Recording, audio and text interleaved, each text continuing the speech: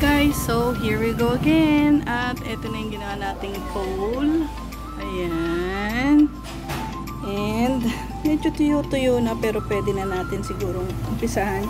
Ito yung mga ginamit natin sa likod na mga pots. Inalis na natin yung ibang lupa.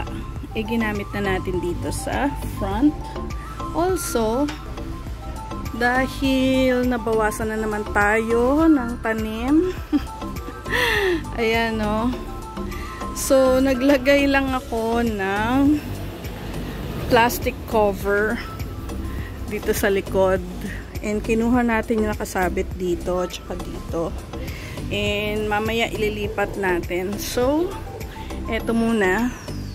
Sinave muna natin to. Pinatong ko lang dito. Sinut ko lang dun sa ayan. Pwede pala yun.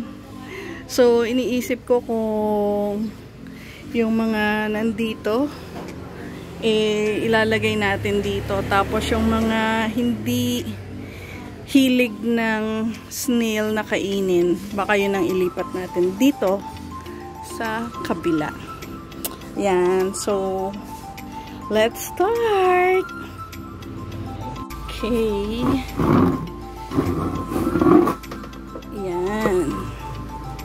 Tapos, lalagyan natin ng soil. Then, tsaka tayo maglalagay dito sa taas. The purpose of this is magtatanim tayo ng garlic at ng onion. Yan guys, nabubuo-buo na. So, pwede pa tayo maglagay ng mga ilan pa rito hanggang mabuo siya. Tapos, eto, maglalagay lang tayo ng, para hindi siya nagaganyan, lalagay lang tayo ng alambre para naka-straight siya. So, ayan. So, ang ginawa natin, yung lumang lalagyan, half to nung galon. Tapos, naglagay lang tayo ng sako kasi butas siya sa ilalim. So, para hindi masayang yung lupa. And, dati na siyang may mga butas-butas. Tapos, nilakihan ko lang yung isang butas dito sa gilid na kagaya nito. Yan. Tapos, pinalaki ko lang. Tsaka ko siya binarbecue. Ayan. So, pwede tayo maglagay pa uli dito. Dito na sa kabila pala. Ayan. Ayan. So, tuloy tayo. Ayan.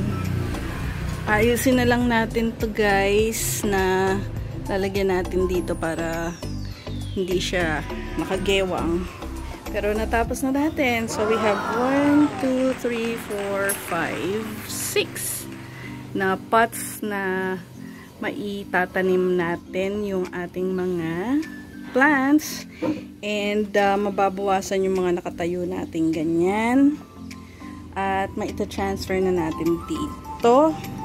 Diyan. Ayan. Balikan ko kayo. Nagta-transfer na tayo ng lupa dito sa ating bagong vertical garden. And nagawa na natin siya ng paraan para mag-steady yung baba. So, naglalagay na tayo ng mga lupa-lupa. Ito yung lupa natin. And nagta-transfer na tayo. Yan. Yup. Yan. So, balikan ko kayo.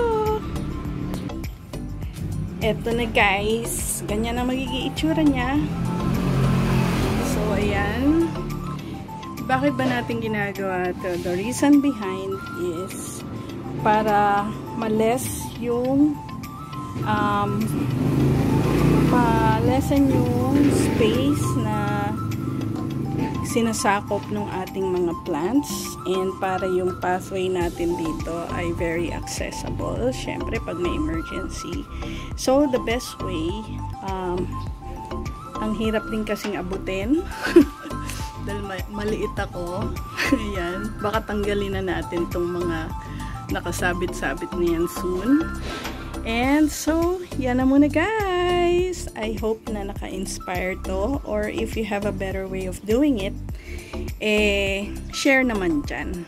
Pang-uulan na naman siya. Look, ang dilim.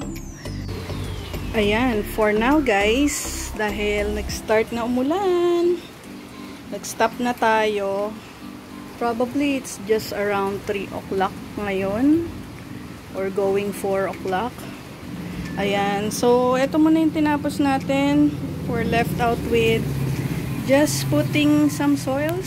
Ayan, napuno naman natin hanggang dyan sa top. Then, iniwan na muna natin na ganyan.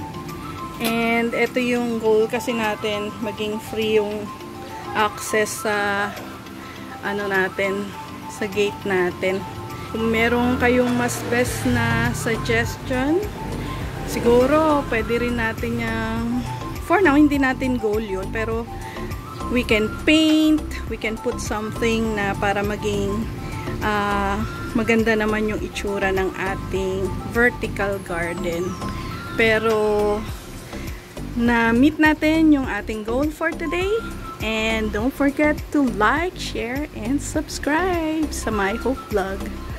See you again. Bye!